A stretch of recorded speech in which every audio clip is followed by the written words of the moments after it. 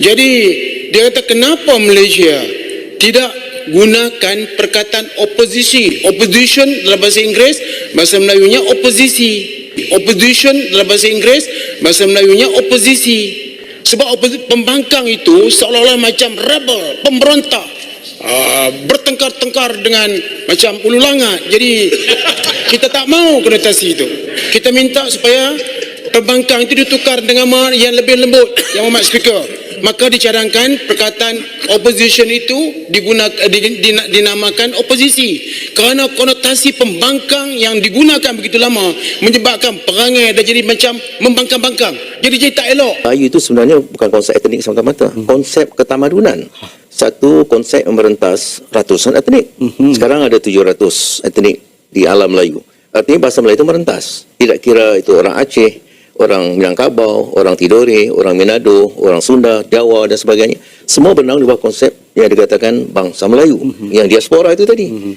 Kewujudan Melayu di Afrika Selatan, di Sri Lanka, di Kampuchea, di Laos, di Vietnam dan sekarang sudah merata di Suriname juga suci. Jadi arti konsep Melayu sekarang ini harus diangkat begitu rupa supaya Melayu itu dilihat sebagai bangsa besar. Maka itu saya suka menggunakan istilah Melayu Mahawangsa, iaitu Melayu bangsa besar. Candi Borobudur ialah salah satu pencapaian tinggi peradaban Melayu di zaman itu. Ia terdiri daripada 9 lapis pentas besar dengan 6 yang bawah berbentuk 4 segi dan yang 3 yang di atas berbentuk bundar. Di puncak dan di tengah-tengahnya mandala terdiri sebuah stupa besar yang menyerupai loceng. Teruskan. Dalam konteks perbincangan ini, ia adalah cermin yang memantulkan dengan terang pencapaian cemerlang akal budi orang Melayu ketika itu dalam bidang kosmologi, sains, teknologi dan seni. Jadi kalau kita tak yakin lagi bahawa orang Melayu di awal zaman sejarah sudah hebat, saya tak tahu apa lagi yang boleh meyakinkan kita. Tetapi saya ingat pada satu saat nanti kita harus hidupkan kembali sumpah kita. Kalau dulu kita ada sumpah Palapa yang menggabungkan Nusantara ya dari Majapahit. Kemudian ada Sumpah Pemuda, satu bahasa, satu nusa, satu bangsa itu. Mungkin kita perlu munculkan balik Sumpah Rumpun Nusantara itu kan.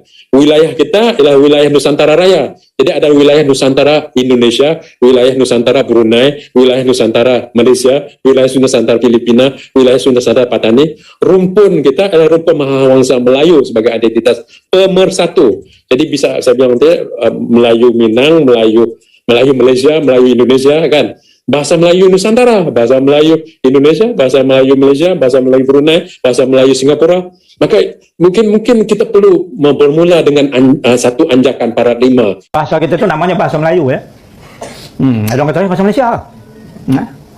Ada kata bahasa Malaysia kok, kan bahasa Melayu. Bahasa Malaysia ke bahasa Melayu? Ini ikut siapa bercakap lah. Kalau tak sebut betul-betul dari segi bahasa, nama bahasa kita itu adalah bahasa Melayu. Orang Indonesia kata bahasa Indonesia. Nah kan, kami bertutur bahasa Indonesia Pak. Mana ada bahasa Indonesia? Mana ada bahasa Indonesia? Mana ada bahasa Indonesia?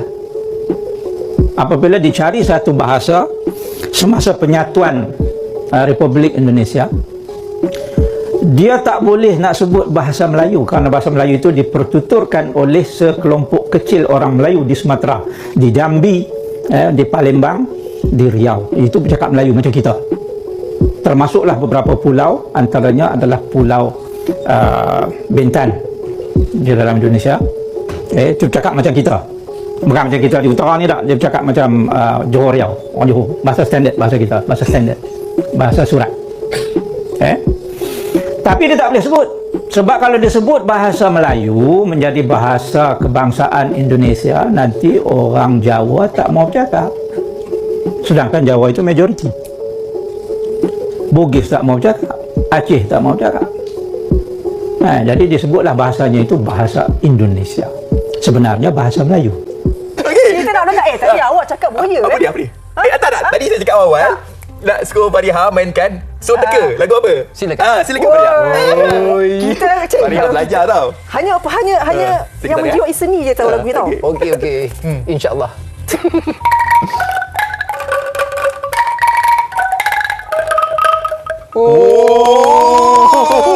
Lagu TV3 Sentiasa Bersamamu. Ya, betul. Okey, sebenarnya macam mana nak main ni? Dia, tak kisah macam mana cara kita pegang dia. Yang penting dia kena halus dan padu. Dia kena rapat. Dia punya gegaran rapat.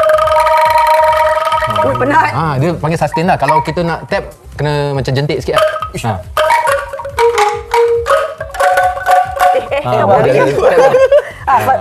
Silakan. Okey. Pegang. Ya. Oh. Nak buat apa? Oi. Itu piano. Piano buluh.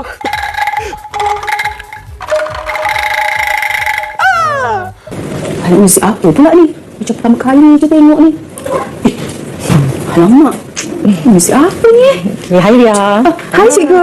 Apa yang Ria sedang asyik tengok ni? Ni cikgu, pertama kali cikgu saya tengok alat muzik macam ni cikgu. Oh, okey, Ria tak pernah tengok ni?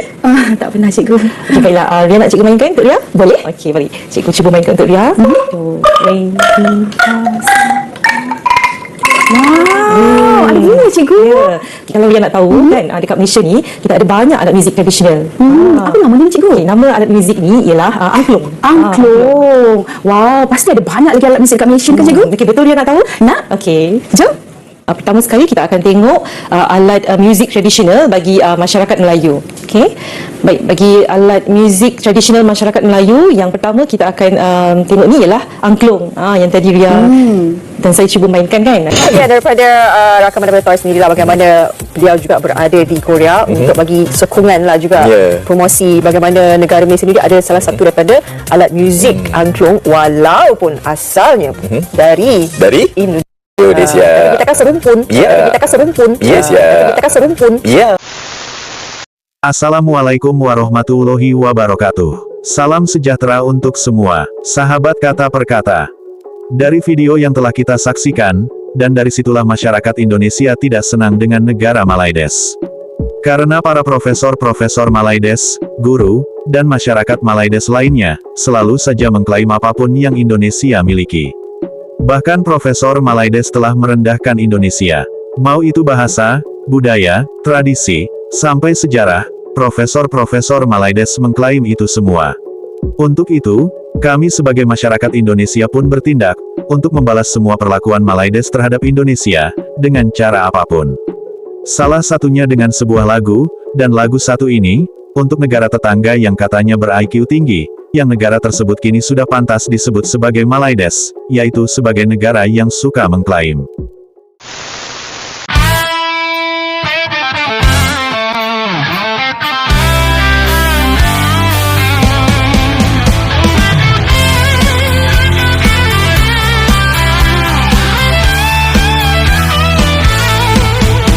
Lagu, tarian, batik dan seni, semua kau klaim milik sendiri.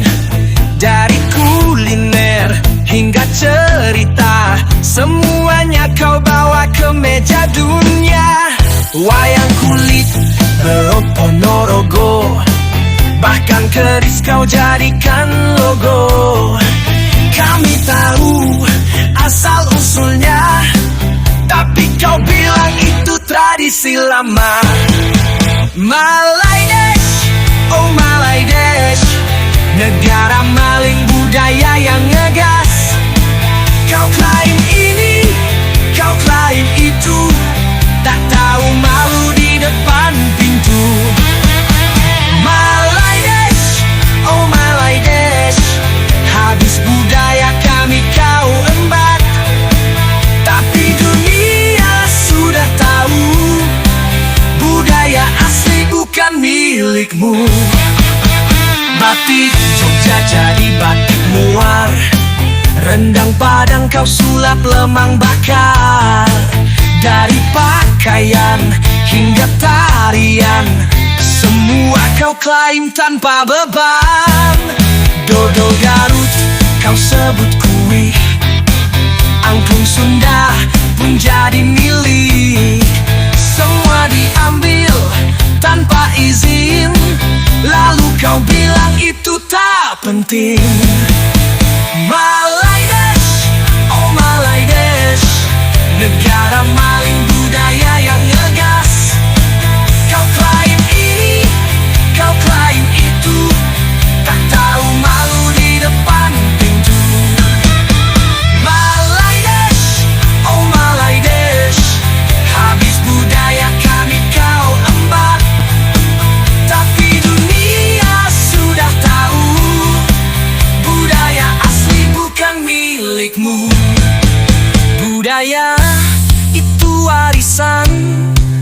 Jaga lestarikan dengan pesan, bukan dicuri atau diklaim. Mari belajar rasa hormat kawan.